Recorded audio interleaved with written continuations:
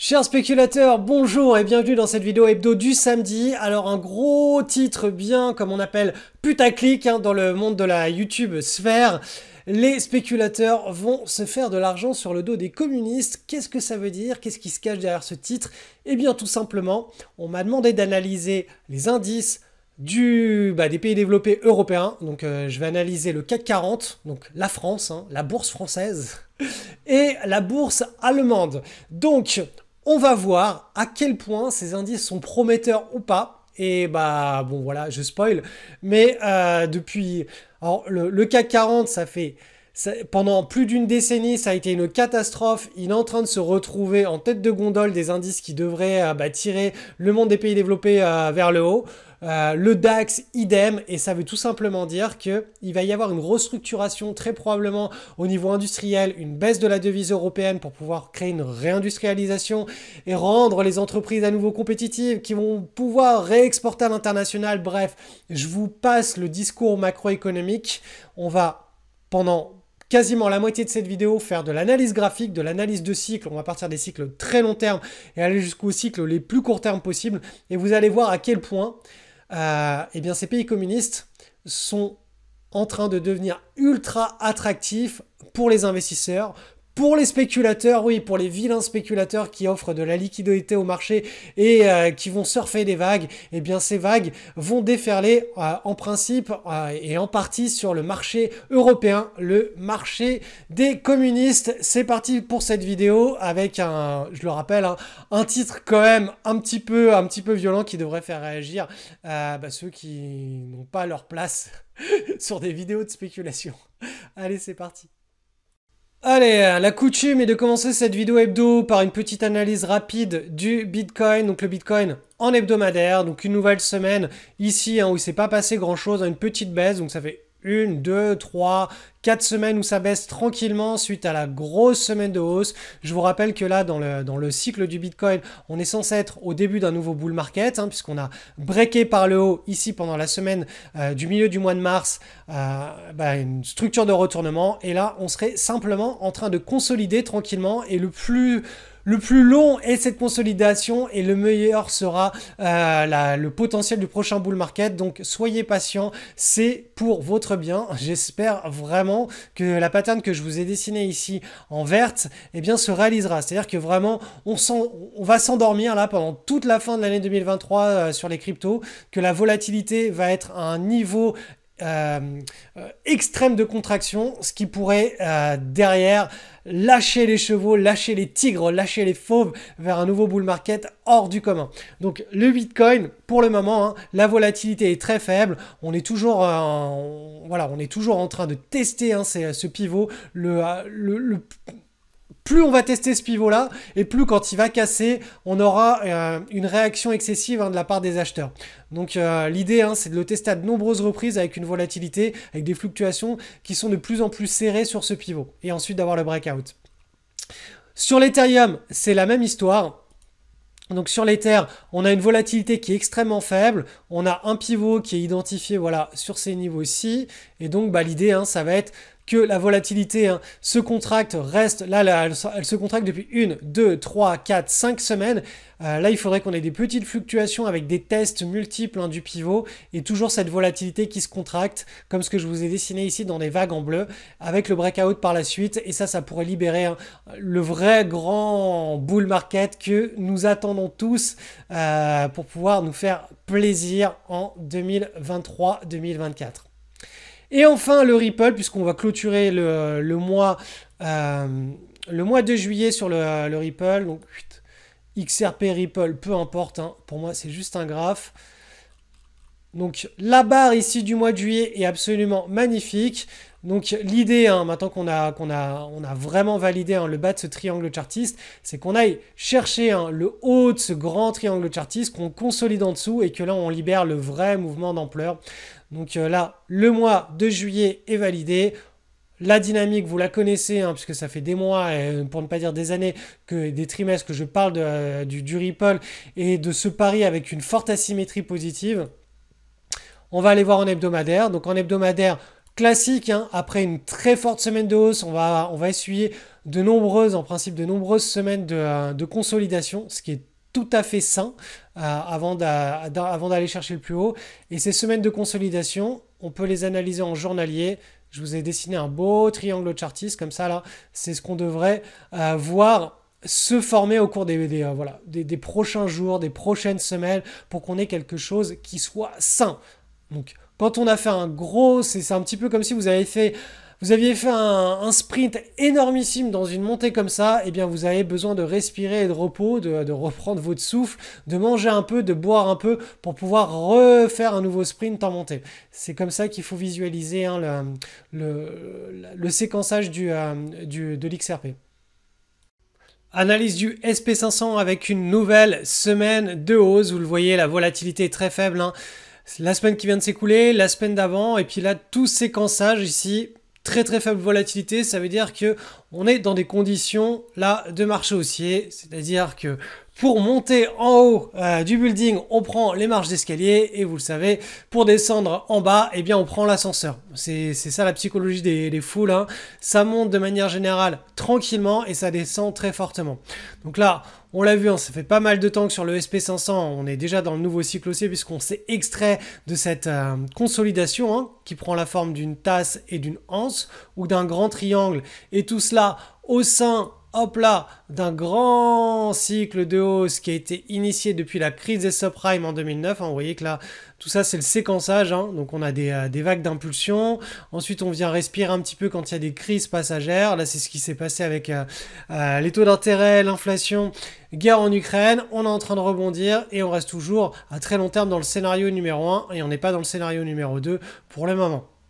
Donc, une fois qu'on a cette image en tête, il suffit simplement de descendre sur les unités de temps inférieures et d'analyser les marches d'escalier. Et effectivement, ça faisait un sacré bout de temps qu'on était en train de consolider. Et là, vous voyez que en mensuel, le mois va se terminer lundi soir, donc il reste juste une journée. Donc, en gros, cette barre mensuelle qui correspond au mois de juillet, elle est acquise. Et vous voyez, on est sur la bande de Bollinger supérieure, on est en train de venir tâtonner les plus hauts historiques.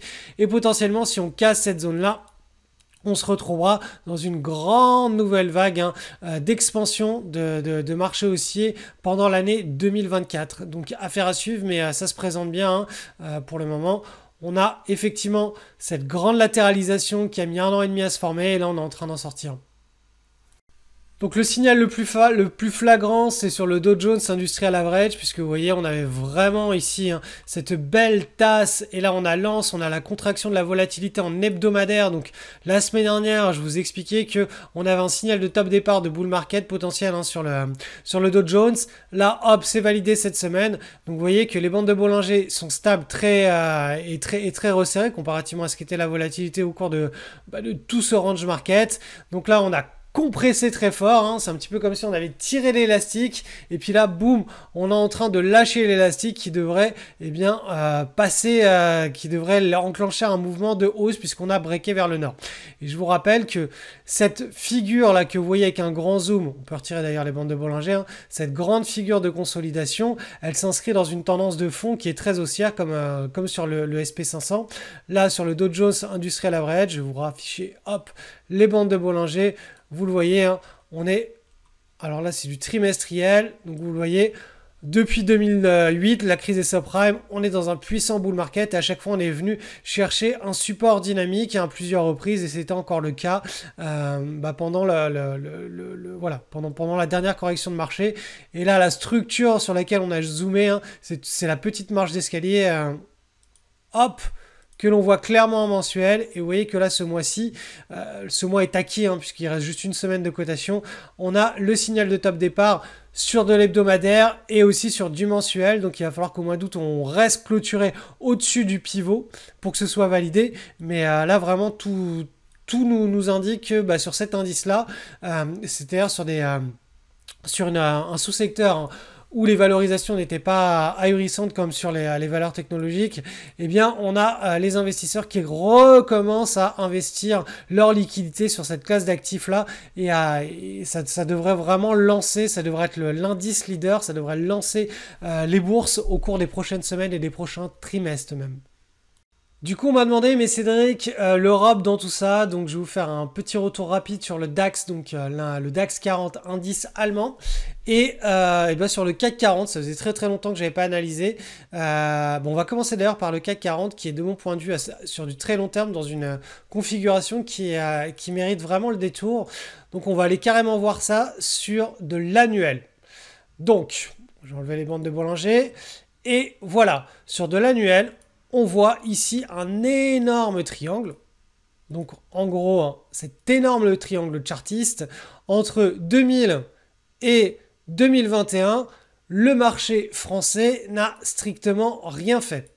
Donc je vais vous faire ça proprement avec des grosses lignes bien épaisses pour que vous voyez bien que il ne s'est rien passé. La psychologie des foules a changé à partir de l'année 2021. On s'est extrait de cette large base et on est en train de relancer une tendance. Et ce sont des cycles longs, hein. Là, on est vraiment sur de l'annuel. Donc, vous voyez, l'année 2021 très bonne. L'année 2022, on a stagné, mais toujours au-dessus du pivot.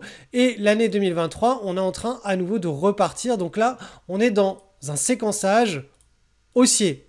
Là, on était dans une grande latéralisation avec, voilà, un marché baissier, petit marché haussier, petit marché baissier, petit marché haussier. Là, on est censé repartir, hein, au vu de la psychologie des foules sur du long terme, sur une grande vague de hausse. Alors bien entendu, dans cette grande vague de hausse, ça ne veut pas dire qu'on va monter comme ça en ligne droite sans jamais baisser. Il va y avoir des corrections de l'ordre de moins 20, moins 30, moins 40%.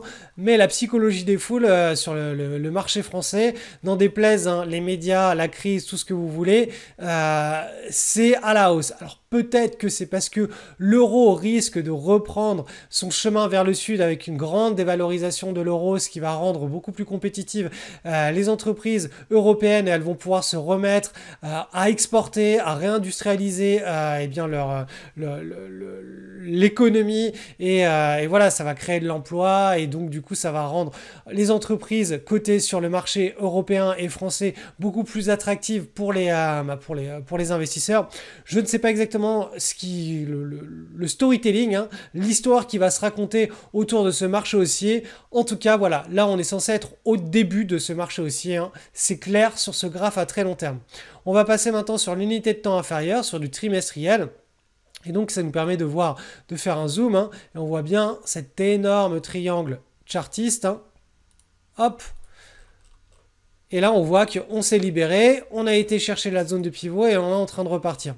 Donc là, ça veut pas dire que à partir de maintenant ça va monter en ligne droite, je le répète, ça peut très bien ranger comme ça.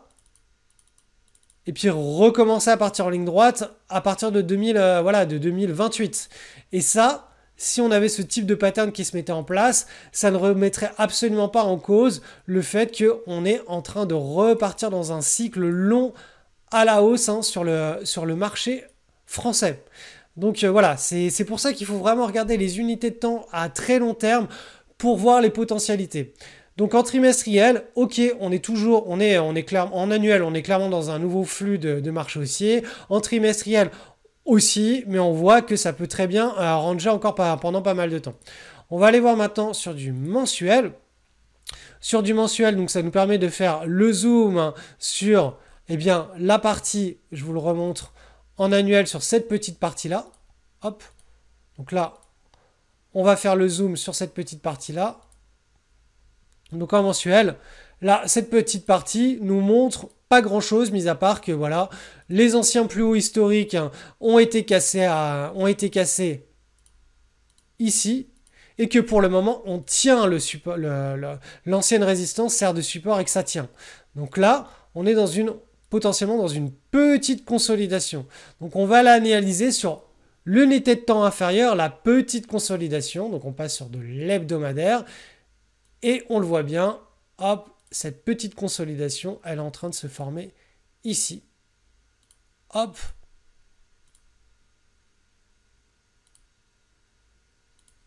Donc on a eu là le test ici, ce que je vous mets avec les flèches ici, là. Ça a été le test du support à très long terme. Je vous rappelle, en annuel, on est venu tester pendant l'année 2022 le triangle chartiste, on s'en était extrait, on est revenu rechercher vers le bas. Je vais vous le monter en trimestriel. On est venu rechercher vers le bas, on est remonté. Donc, en hebdomadaire, là, vous voyez qu'on a testé à 1, 2, 3 reprises hein, le grand triangle chartiste. Donc ça veut dire que ça a bien tenu. Les investisseurs ne voulaient pas repasser dans une psychologie latente de grand range market. Et ça signifie, ok, on est vraiment dans un nouveau grand bull. Ensuite, on a cassé ici la zone de pivot en hebdomadaire. Donc vous voyez, cette zone de pivot, on l'a cassée là. On est venu faire un petit retest de cet endroit-là et on est reparti. Maintenant, on a un nouveau séquençage, là, une nouvelle zone de consolidation et on va voir si ça prend cette forme-là et ça casse. Et si c'est le cas, là, pendant l'année 2023, si on est vraiment dans ce type de consolidation là, qu'on range et qu'on casse vers le haut, et que on le voit bien sur le marché américain, ça pousse très fort vers le nord, on pourra avoir tout simplement une grande nouvelle vague de bull market sur tous les marchés développés. Donc quand je dis tous les marchés développés, je parle surtout du marché européen et du marché américain. Donc là, le séquençage du CAC 40, il est très bon. Il est très bon, on l'a vu, sur du très long terme en annuel. On est dans un nouveau grand bull. Sur du mensuel, on le voit bien ici, hein, on a cassé une résistance et on est en train de tester le support. Et pour avoir le détail de cette histoire, on est passé sur de l'hebdomadaire, sur une unité de temps encore plus courte. Et là, on voit vraiment carrément le séquençage avec ce petit range, hop, qui a été cassé par le haut. Et là, on a un nouveau petit range à très court terme, hein, sur quelques semaines à quelques mois, qui est en train de se mettre en place et qui pourrait être cassé vers le haut. Donc le CAC 40 est dans une situation qui, moi, de mon point de vue, est extrêmement positive à long terme et à moyen terme.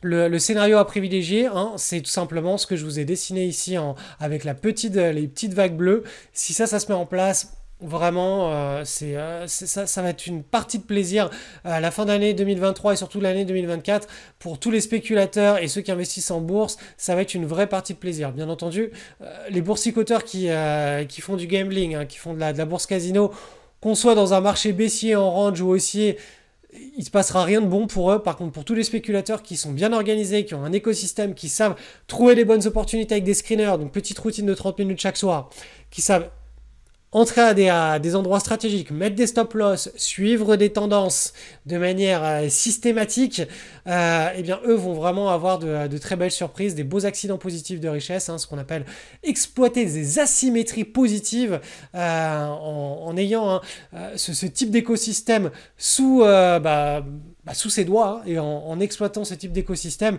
eh bien quand les marchés sont tous orientés à la hausse, c'est là où on peut s'exprimer et vraiment se faire plaisir.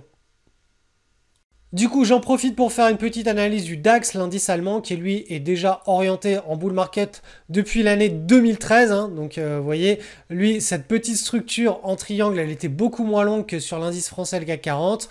Donc là, on est tout simplement dans un séquençage de marché haussier. Et comme j'expliquais, dans un marché haussier, on peut avoir des baisses de l'ordre de...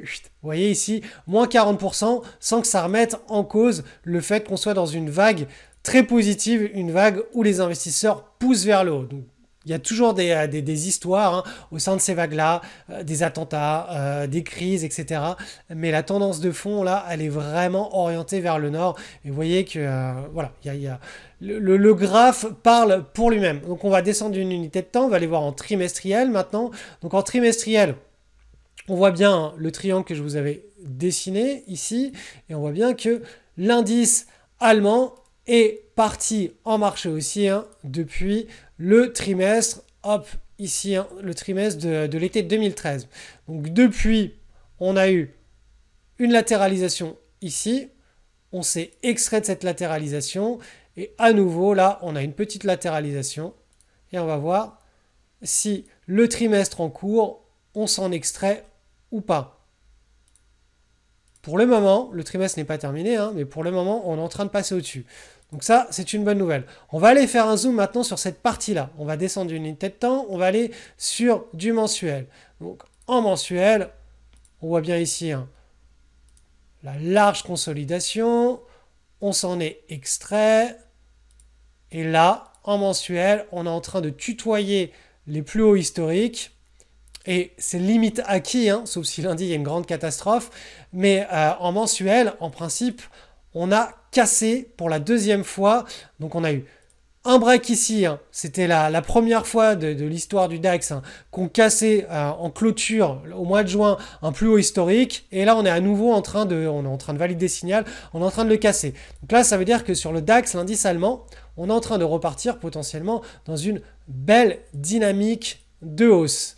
Et on peut aller voir maintenant ça en hebdomadaire pour faire un zoom. Donc le zoom, je vous le rappelle, là pour le coup, on va le faire sur cette pattern-là. Donc hop, en hebdomadaire et en hebdo. En analysant cette pattern, on se rend compte qu'on a une zone de pivot ici. Vous voyez qu'elle a été travaillée à plusieurs reprises, la zone de pivot, hein, c'est comme ça qu'on les détermine. Une fois là, une fois là, une fois là. Puis, on a eu le break. Donc en réalité, hein, la dynamique, elle est partie ici à partir de, voilà, c'était la première semaine de janvier 2023. La dynamique a été lancée et là, on voit qu'à très court terme, on a une petite figure de consolidation en hebdomadaire qu'on est en train de casser cette semaine. Vous voyez, hein, hop, donc là, cette semaine, sur le DAX, on a un signal de lancement de nouvelles tendances, donc à court terme, hein, vraiment sur quelques semaines, on est en train de lancer. À moyen terme, vous avez vu, on a lancé ici, hein, à partir du début de janvier 2023, on a lancé la nouvelle tendance. Et à très long terme, on a cassé le mois précédent ici, le mois de juin, une zone de pivot. Et ce mois-ci, on est en train de la valider. Donc à court, moyen et long terme, sur le DAX, on est en train de repartir potentiellement dans une nouvelle grande vague de hausse. Donc le DAX est relativement bien aligné avec ce qui se passe sur le Dow Jones Industrial Average aux États-Unis. Bien sûr, la figure de contraction, extension de volatilité est bien plus belle sur l'indice américain DJI. Mais voilà, le marché européen est aligné, notamment surtout le DAX est aligné avec ce qui se passe aux États-Unis, et le CAC 40, lui, il est dans une structure qui est assez prometteuse aussi. Donc avant de nous quitter, je tiens juste à informer que tous les clients, c'est-à-dire que si vous avez été client historiquement d'un de mes programmes, eh bien vous allez recevoir pendant le mois d'août des petits emails. Alors il n'y en aura pas des masses, hein, mais je vais vous offrir du contenu. Il y aura des conférences privées et tout cela va être en rapport avec mon école. Je vais vous expliquer un petit peu comment je m'organise pour spéculer, ce que je transmets à mes élèves, comment on crée un écosystème, comment on exploite les cycles de marché, comment on trouve des opportunités. Donc voilà, ça va se faire en privé. Donc si vous êtes un ancien, un élève d'un programme et que vous voulez recevoir eh bien ces communications, envoyez-moi un email, je vous rajouterai sur la liste. Sinon vous devriez recevoir, enfin attendez au moins lundi, puisque c'est lundi où partira la première communication, et ça vous permettra éventuellement de rejoindre l'école avec des inscriptions en privé. L'école de Bourges, je vous rappelle que c'est entre le mois de septembre et le mois de juin. Donc au mois de septembre, les inscriptions publiques seront proposées s'il n'y a pas trop d'inscrits pendant les inscriptions privées du mois d'août. Mais en tout cas, pendant le mois d'août, si vous avez été un élève d'un de mes programmes, vous aurez un pass confidentiel et privé qui vous permettra eh bien, de rejoindre l'école en priorité. Donc voilà, et pour tous les autres, si vous êtes intéressé par cette école, le lien est en description, les inscriptions sont fermées, elles devraient ouvrir normalement pendant le mois de septembre, et pour être bien averti, je vous ai mis tout simplement un deuxième lien avec mes emails privés, et donc vous rentrez votre meilleure adresse, vous la confirmez dans vos spams, et vous recevrez pendant le début du mois de septembre les communications vous expliquant un petit peu comment ça marche, ce qui se passe dans l'école, et on pourra discuter ensemble du fait de est-ce que cette école est faite pour vous ou pas, tout simplement.